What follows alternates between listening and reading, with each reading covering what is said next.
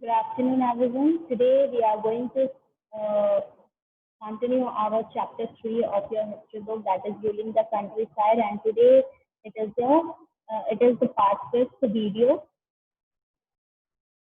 In our last class, what we have studied about, the indigo cultivation and types of indigo cultivation. There are two systems. जो planters थे वो क्या कर रहे थे, Indigo को दो सिस्टम के थ्रू ग्रो करवा रहे थे. एक निच सेटलमेंट था, निच सिस्टम, और एक रयोट सिस्टम. ठीक है. सॉरी. रयोट में क्या था? रयोट में प्लांटर्स जो थे वो क्या करते थे, फोर्स करके कल्टीवेटर्स को, पीजेंट्स को फोर्स करते थे और उनसे इंडिगो ग्रो करवाते थे. बट इन सिस्टम जो लैंड होती थी, प्लांटर्स जो थे अपनी खुद की लैंड पे इंडिगो को प्लांट करते थे और या लीज पे ले लेते थे लैंड को और उससे क्या करते थे, प्लांटेशन करते थे. ठीक है.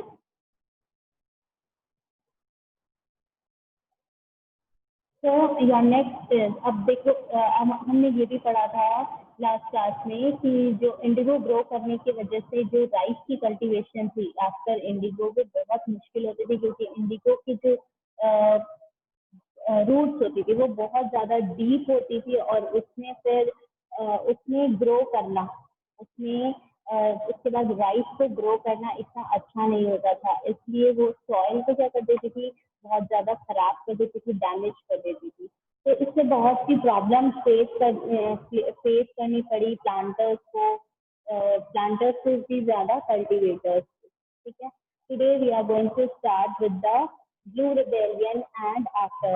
Why this rebellion is known as blue? Because जो इंडिगो है, इंडिगो से जो कलर आता है, इंडिगो से जो डाई, इंडिगो प्लांट से जो डाई बनती है वो ब्लू कलर की बनती है. ठीक है. तो the blue rebellion and after, क्या हुआ ब्लू रिबेलियन में और उसके बाद?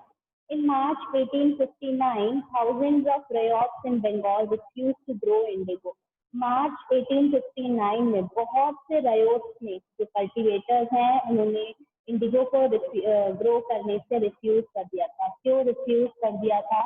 क्योंकि धीरे धीरे उन्हें ये पता चल गया था कि इंडिगो से हमारी सॉइल जो है, इंडिगो ग्रो करने से हमारी सॉइल जो है लेस फर्टाइल हो रही है. ठीक है. हमें ज्यादा बेनिफिट भी नहीं होता है. हम पे जो लोन है बहुत ज्यादा क्या है, लोन भी बैक टू बैक लोन हम पे चढ़ता जा रहा है. तो 1859 में बहुत से थाउजेंड्स ऑफ रयोट्स ने क्या किया, बंगाल में रिफ्यूज कर दिया इंडिगो को ग्रो करने से. Riots refused to pay rent to the planters and attacked indigo factories armed with swords and spears, bows and arrows.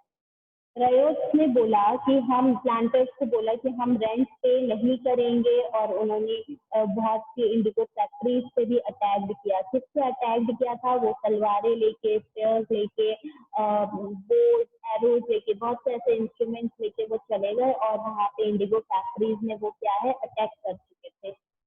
Women turned up to fight with pot, pans and kitchen implements. जो women थी वो क्या कर रही थी, वो utensils से, ठीक है, बर्तन से, बेलन से, बहुत से ऐसे किचन इम्प्लीमेंट्स थे जिससे कि वो क्या कर रही थी, फाइट कर रही थी. उन्होंने अपने वेपन्स को, किचन इम्प्लीमेंट्स को अपने वेपन्स बना दिए थे वुमेन ने. Those who worked for the planters were socially boycott. अब क्या होता था, जो भी अब प्लांटर्स के साथ वर्क कर रहा था उसको सोशली बॉयकॉट कर दिया गया. बॉयकॉट करके मतलब, सोशली बॉयकॉट मतलब समाज में अब उसको कोई इज्जत नहीं दी जाती थी, उससे समाज से बोलते हैं ना कि हटा दिया जाता था. जैसे पहले पंचायत वगैरह चलती थी तो बोलते कि अगर आप ऐसा काम कर रहे हो तो समाज में, हमारे समाज में आपके लिए कोई जगह नहीं है. तो जो भी वर्क करते थे प्लांटर्स के लिए उसको सोशली क्या कर दिया गया, बॉयकॉट कर दिया गया. ठीक है. द गोमास्तास, गोमास्तास क्या होते हैं? Agents of planters. प्लांटर्स के एजेंट्स होते हैं. वो केम टू कलेक्ट रेंट व बिटन अप. जो गोमास्ता से, जो प्लांटर्स के एजेंट होता है ना, क्या प्लांटर्स को एक ही, अब उसने अपने नीचे बहुत से लोगों को काम पे रख रखा है, अब जो रेंट कलेक्ट करने वाला होता था उसको गोमास्ता बोलते थे. ठीक है. जो अगर वो गोमास्ता जब रेंट कलेक्ट करने आते थे तो उनको बहुत ज्यादा वो पीटते थे, मारते थे. Riot swore they would no longer take advances to sow indigo nor be bullied by the planters, Lathiars, ठीक है ना। अब रयोट ने क्या बोला कि अब उन्होंने ना कसम खा ली कि अब हम इंडिगो को शो करने के लिए, इंडिगो को ग्रो करने के लिए हम एडवांस नहीं लेंगे, लोन नहीं लेंगे और ना ही हम किसी से डरेंगे। जो प्लांटर्स क्या करते थे, लठियाल्स भी रखते थे। लठियाल्स कौन होते हैं? द लाठी building strong man maintained by the planters. जो आप बॉडीगार्ड जैसे समझ लीजिए ना, एक बॉडीगार्ड टाइप लोगों को ना प्लांटर्स हायर करके रखते थे, जो लाठी जो स्टिक होती है ना उससे लड़ाई करते थे। तो बोलते हैं कि अब हम उनसे भी नहीं डरेंगे और ना ही हम लोन लेंगे इंडिगो को ग्रो करने के लिए, ठीक है। तो these are some of the steps taken by the riot. आगे देखते हैं। Now, why did the indigo peasants decide that they should no longer remain silent? अब क्वेश्चन अराइज होता है कि इंडिगो पीजेंट्स को क्यों लगा कि वो अब साइलेंट नहीं रहेंगे, ठीक है, उन्होंने ऐसा क्यों डिसाइड किया। और एक क्वेश्चन और अराइज होता है, what gave them power to rebel, और उनके पास ऐसी क्या पावर थी, उनको क्या पावर मिल रही थी जिससे कि वो रिबेल करें। रिबेल करें मतलब उनके अगेंस्ट में क्रिटिसाइज करें, ठीक है, उनको उनके अगेंस्ट में बोले। तो उनको क्या पावर मिल रही थी, कैसे मिल रही थी। Now the Indigo system was intensively oppressive, बहुत ही ज्यादा ऑपरेसिव था। हमने अपनी लास्ट क्लास में भी देखा कि रयोट को इतने सारे लोन्स लेने पड़ते थे, ठीक है। लोन्स लेने के बाद में क्या होता था, उनकी जो फर्टिलिटी थी सॉइल की वो भी खराब हो जाती थी, ठीक है। उनको बहुत ही कम प्राइस मिलता था इंडिगो के लिए। तो ये जो इंडिगो सिस्टम था बहुत ज्यादा ऑपरेसिव था, बहुत ज्यादा क्या है लोगों को ऑपरेस कर रहा था, बहुत ज्यादा डैमेज कर रहा था लोगों को। But those who are oppressed do not always rise up in rebellion. But जो ऑपरेस्ड थे, जो ऐसे घुट रहे थे, जो सहन कर रहे थे, वो हमेशा ऐसा नहीं होता था कि वो रिबेल करते थे कि लड़ाई कर रहे हैं या उसके अगेंस्ट में आवाज उतार रहे हैं। वो they do so only at times, वो कभी कभी ही क्या करते थे, उसके अगेंस्ट में आवाज उठाते थे। In 1859, the Indigo Riots felt that they had the support of the local zamindars and village headmen in their rebellion against the planters. 1859 में इंडिगो रयोट्स को, इंडिगो कल्टीवेटर्स को ऐसी फीलिंग आई कि इनके पास लोकल जमींदार का सपोर्ट है और विलेज हेडमैन का सपोर्ट है इनके रिबेलियन में।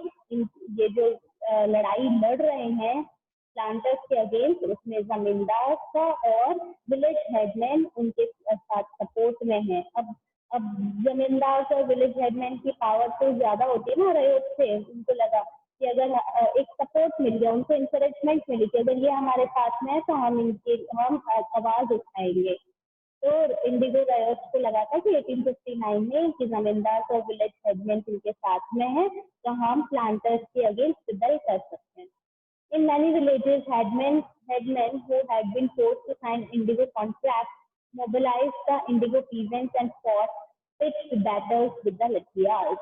Now, बहुत से गांव में क्या हुआ था, ऐसे हेडमैन, मैंने आपको रयोटी सिस्टम में बताया आपको क्या है कि प्लांटर्स विलेज के हेडमैन से क्या करते थे, इंडिगो कल्टीवेटर्स के लिए अपने उनके विलेज हेडमैन में जितने भी कल्टीवेटर्स थे उनके बिहाफ पे उनसे साइन करवा देते थे, फोर्सफुली इंडिगो कॉन्ट्रैक्ट करवा लेते थे।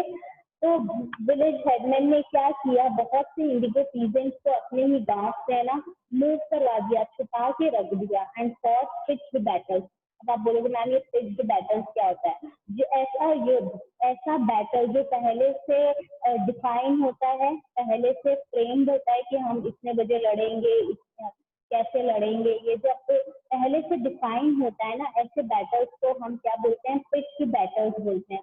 तो ये जो इंडिगो पीजेंट्स को मोबिलाइज करवाया था और हेडमैन जो विलेज हेडमैन था उन्होंने क्या किया, बहुत से ऐसे फिक्स्ड बैटल्स लड़े, ठीक है।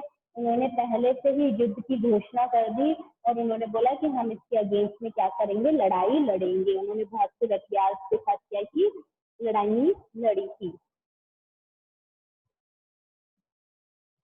In other places, even the zamindars went around villages urging the riots to resist the planters.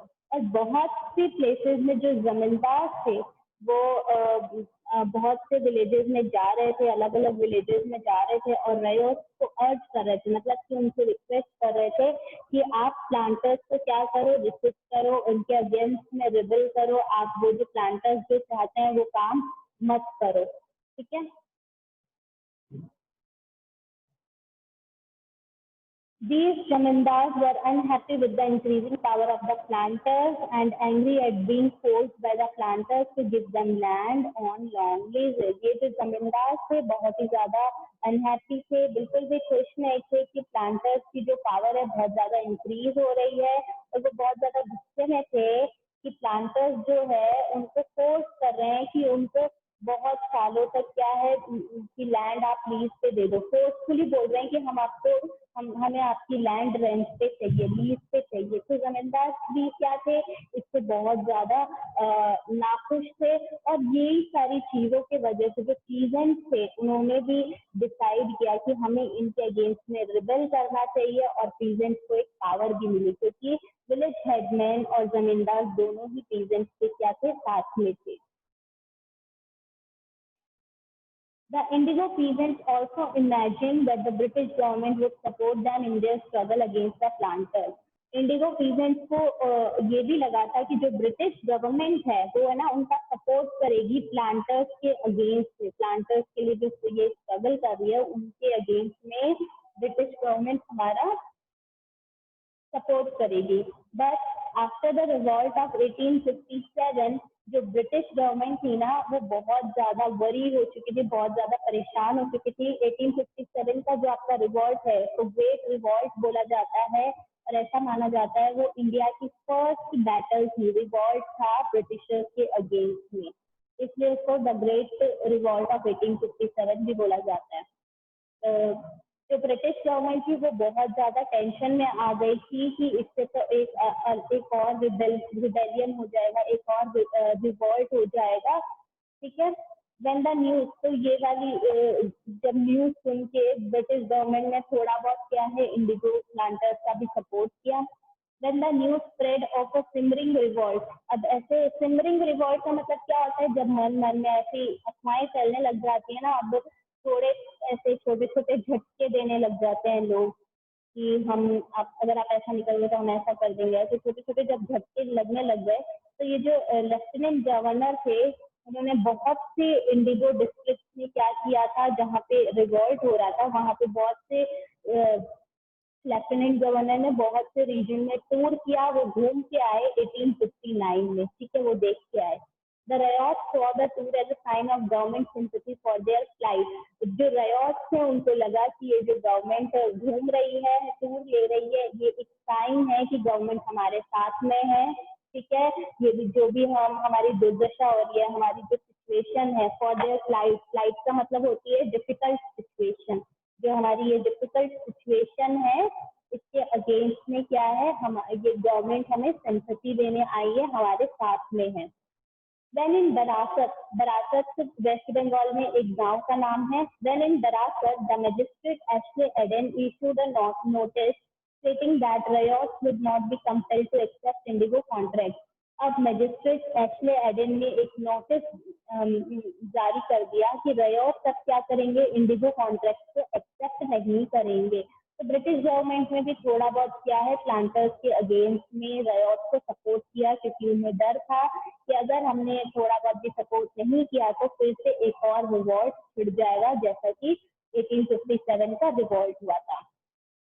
Queen Victoria ने भी डिक्लेयर कर दिया, क्वीन विक्टोरिया जो आपकी इंग्लैंड की जो क्वीन थी, ठीक है, उसको वो सबसे सुपीरियर मानी जाती थी, तो क्वीन विक्टोरिया को भी डिक्लेयर कर दिया कि Indigo need not be sold, Indigo को शो करना जरूरी नहीं है, आप अब भी कॉन्ट्रैक्ट साइन करवा के या फिर जबरदस्ती आप इंडिगो किसी से भी क्या कर सकते, नहीं करवा सकते, नहीं उगवा सकते। As the rebellion spread, intellectuals from Calcutta rushed to the indigo district. अब जैसे जैसे ये रिबेल छिड़ने लगा, बढ़ने लगा, ठीक है, इंडिगो प्लांटर्स के अगेंस्ट में, वैसे ही कैलकटा इंटेलेक्चुअल्स फ्रॉम कैलकटा, जो इंटेलिजेंट लोग थे जो वो क्या करने लगे, जो समझदारी थे वो क्या करने लग गए, इंडिगो डिस्ट्रिक्ट में भागने लगे, इंडिगो डिस्ट्रिक्ट में जाने लगे. They wrote of the mystery of the riot. अब ये इंटेलेक्चुअल्स का यहाँ पे मतलब है मीडिया, ठीक है, जो न्यूज़पेपर में आर्टिकल्स लिखते थे या फिर जो ह्यूमन राइट एक्टिविस्ट वगैरह होते थे उस टाइम पे, उनको यहाँ पे इंटेलेक्चुअल्स बोला है. कैलकाटा से बहुत से ऐसे इंटेलेक्चुअल्स जो हैं इंडिगो डिस्ट्रिक्ट में भागने लगे. उन्होंने the rot of the mystery of the riot की, जो रयोट है वो क्या क्या परेशानियां देख रहे हैं उनके बारे में उन्होंने लिखा. कि प्लांटर्स की टिरनी के बारे में लिखा, कि प्लांटर्स कैसे बिहेव कर रहे हैं उनके बारे में उन्होंने लिखा.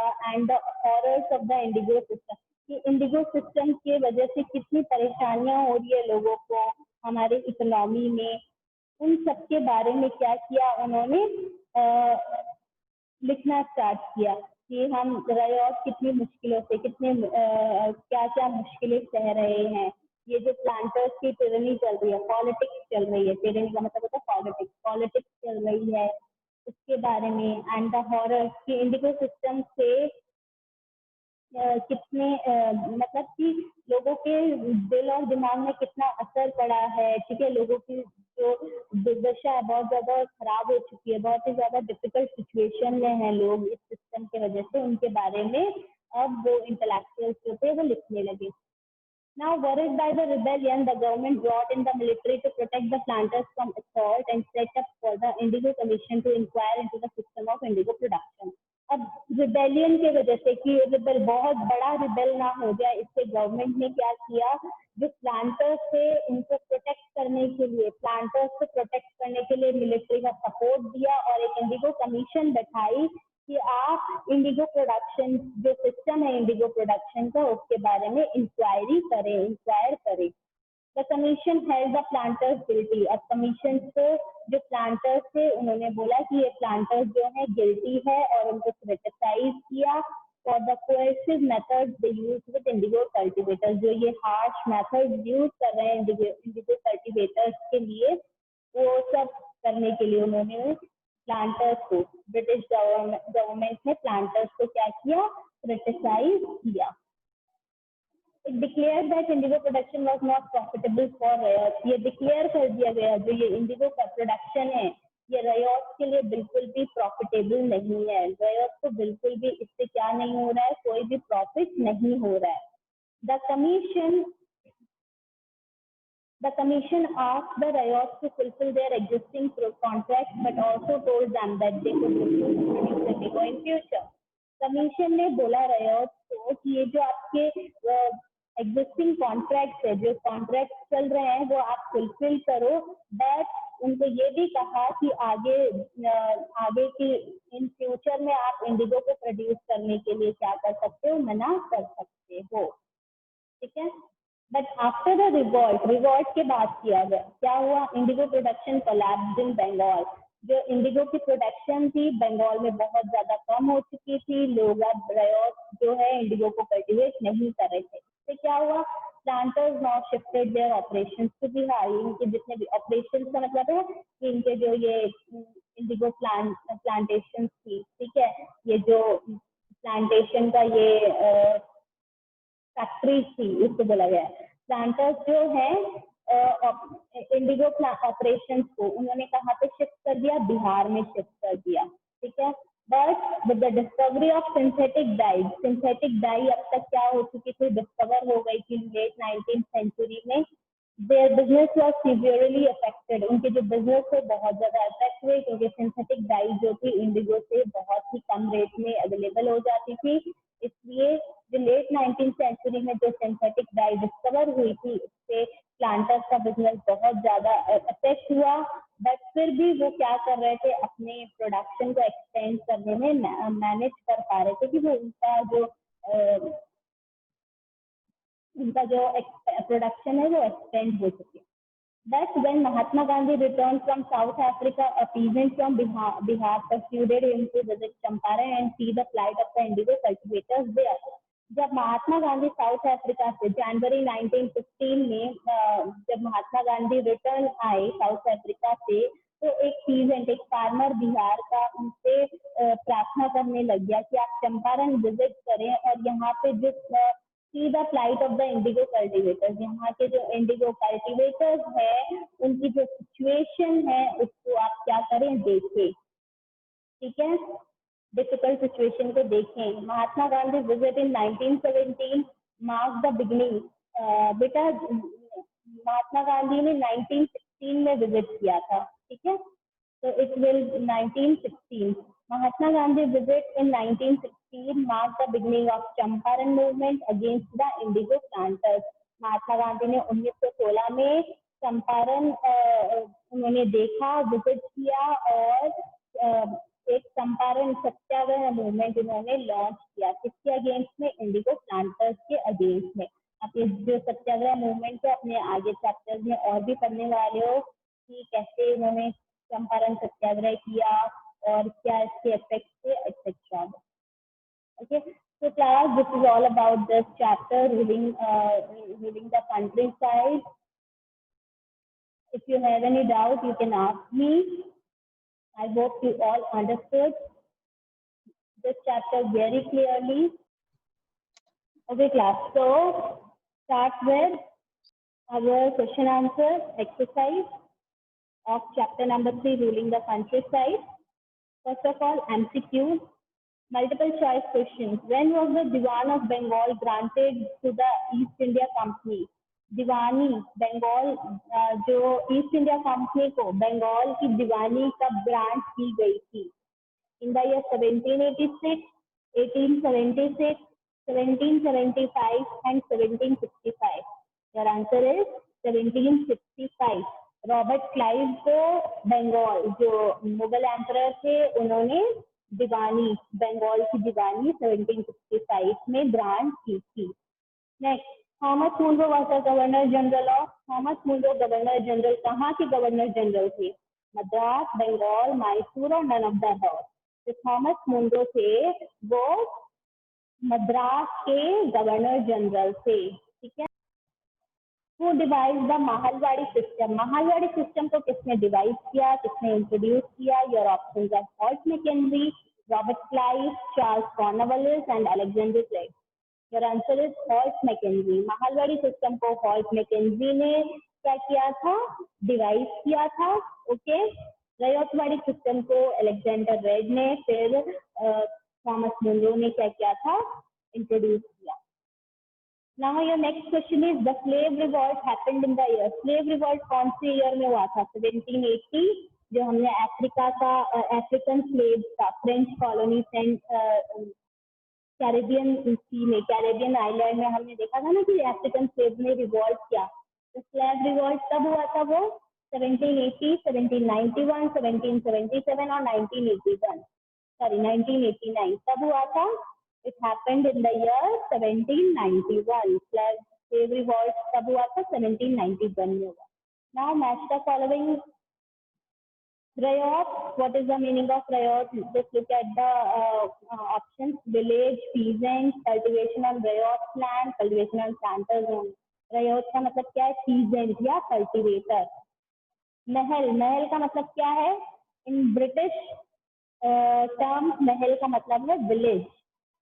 निज, निज मतलब कल्टीवेशन ऑन प्लांटर्स लैंड। निज का मतलब क्या होता है? स्वयं, खुद की। रयोटी, रयोटी मतलब क्या है? Cultivation on ryot land. Okay, next question is fill in the blank.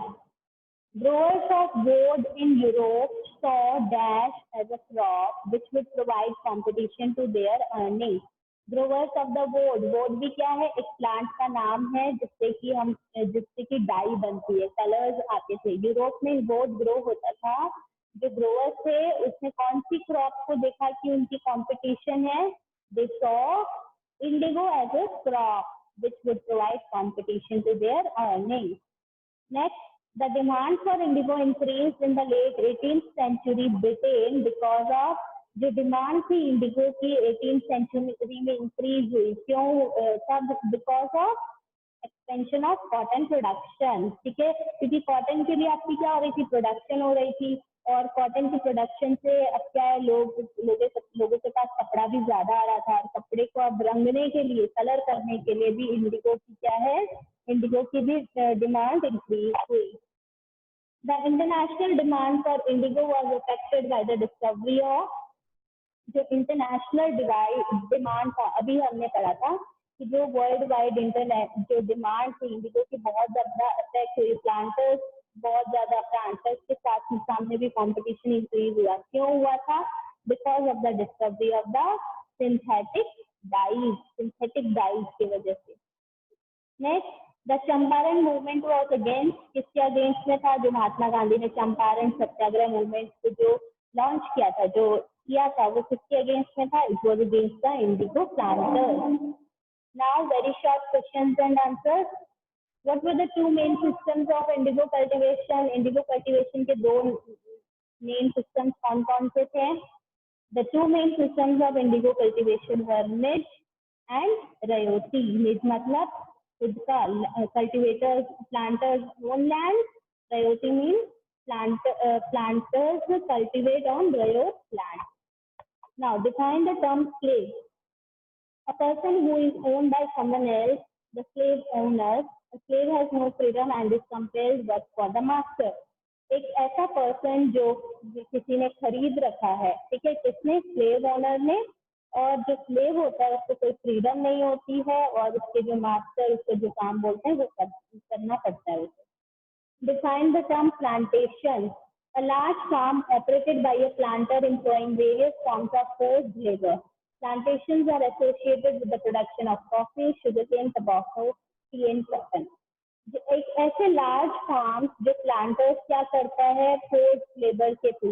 मैं आपको नॉर्मली बताती हूँ प्लांटेशन क्या होता है। एक बहुत बहुत बिग लैंड होती है जहाँ पे एक ही टाइप की प्लांट को आप ग्रो करते हो मार्केट में बेचने के लिए, उसको हम प्लांटेशन बोलते हैं, ठीक है।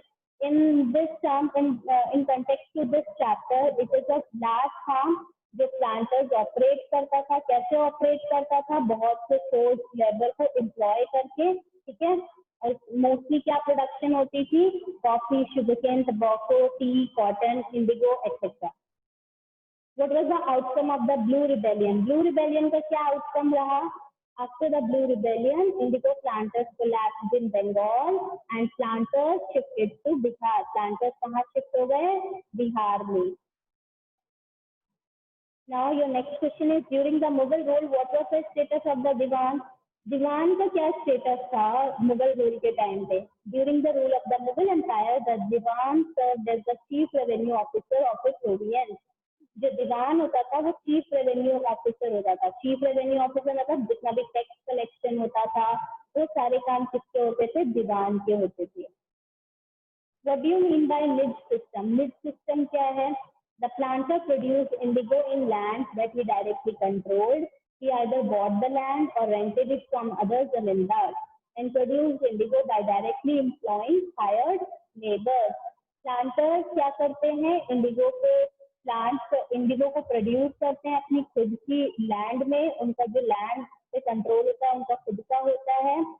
क्या करते हैं? वो लैंड को परचेज कर लेते हैं या फिर जमींदार से लीज पे ले लेते हैं, रेंट पे ले लेते हैं इंडिगो को प्रोड्यूस करने के लिए, और वहाँ पे कुछ लोग रख देते हैं वो काम करने के लिए। उसको हम क्या बोलते हैं? मिज सिस्टम।